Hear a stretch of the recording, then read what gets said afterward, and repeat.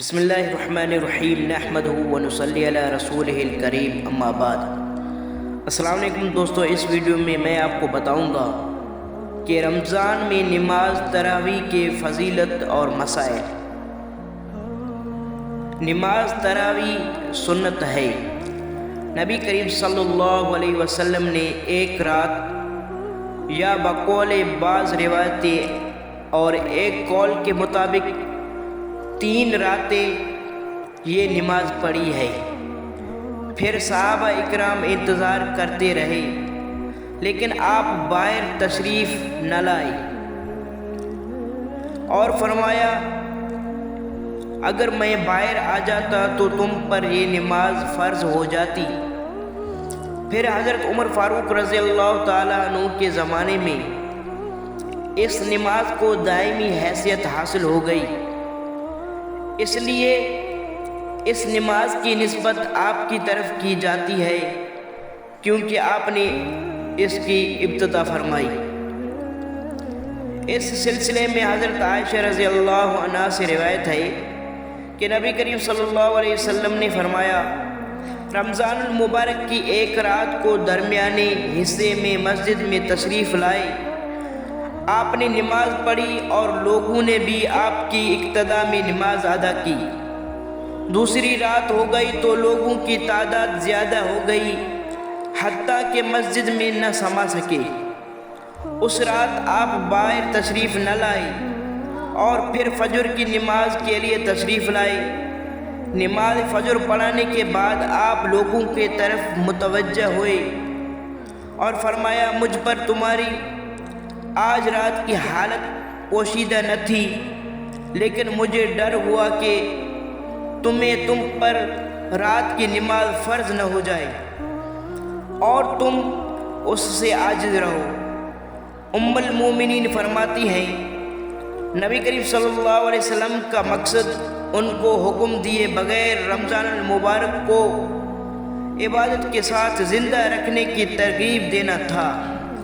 اس کے بعد نبی کریم صلی اللہ علیہ وسلم کا وصال ہو گیا اور یہ معاملہ حضرت ابو بکر رضی اللہ تعالی عنہ کی خلافت اور حضرت عمر فاروق اعظم رضی اللہ تعالی عنہ کی ابتدائی ایام میں خلافت میں اسی طرح رہا۔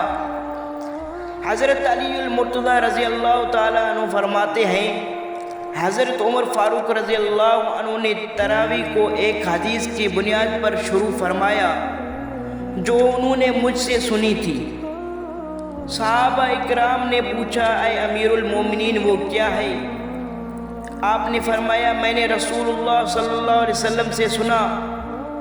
آپ نے ارشاد فرمایا، اللہ تعالیٰ کے ہاں عرش کے گرد ایک جگہ ہے جس کا نام حضیرۃ القدس ہے اور وہ نور کی جگہ ہے، اس میں اتنے فرشتے ہیں جن کی تعداد کو اللہ تعالیٰ کے سوا کوئی نہیں جانتا۔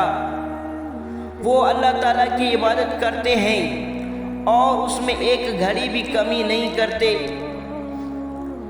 جب رمضان المبارک کی راتیں ہوتی ہیں تو وہ اللہ تعالیٰ سے زمین پر اترنے کی اجازت مانگتے ہیں، پھر وہ انسانوں کے ساتھ نماز پڑھتے ہیں تو حضور نبی کریم صلی اللہ علیہ وسلم کا جو امتی ان سے چھو جائے یا وہ اس کو چھو لیں وہ نیک بخت ہو جاتا ہے، اس کے بعد کبھی بھی بدبخت نہیں ہوتا۔ حضرت عمر فاروق رضی اللہ تعالیٰ عنہ نے فرمایا، تو پھر ہم اس بات کے زیادہ مستحق ہیں۔ چنانچہ آپ نے صحابہ اکرام کو تراویح کے لیے جمع فرمایا اور اسے جاری کیا۔ حضرت علی المرتضی رضی اللہ تعالی عنہ سے روایت ہے، آپ رمضان المبارک کی پہلی رات باہر تشریف لائے تو آپ نے مساجد میں قرآن پاک کی تلاوت سنی اور فرمایا، اللہ تعالی حضرت عمر رضی اللہ تعالی عنہ کی قبر انور کو نور سے بھر دے، جس طرح انہوں نے مساجد کو قرآن پاک کے نور سے روشن کر دیا۔ حضرت عثمان بن عفان رضی اللہ تعالیٰ عنہ سے بھی اسی طرح روایت ہے۔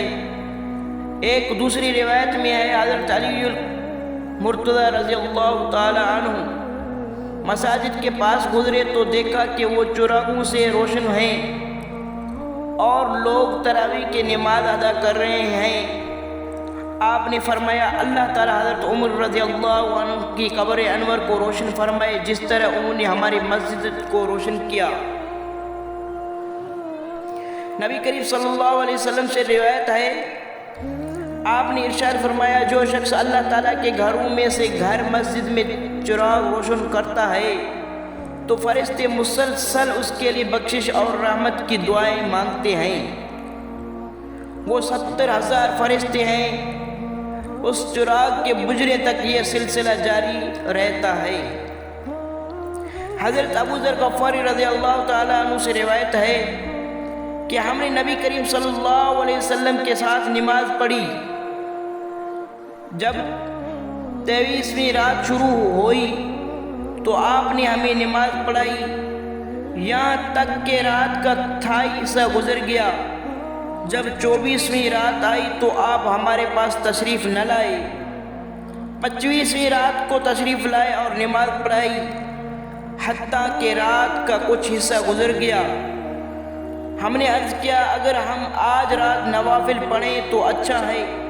نبی کریم صلی اللہ علیہ وسلم نے فرمایا جو شخص امام کے ساتھ کھڑا ہو کر نماز ادا کرے یہاں تک کہ وہ واپس آئے تو اس کے لیے رات بھر کے قیام کا ثواب لکھ دیا جاتا ہے۔ فرماتے ہیں حضور نبی کریم صلی اللہ علیہ وسلم نے ہمیں 24ویں رات نماز نہ پڑھائی۔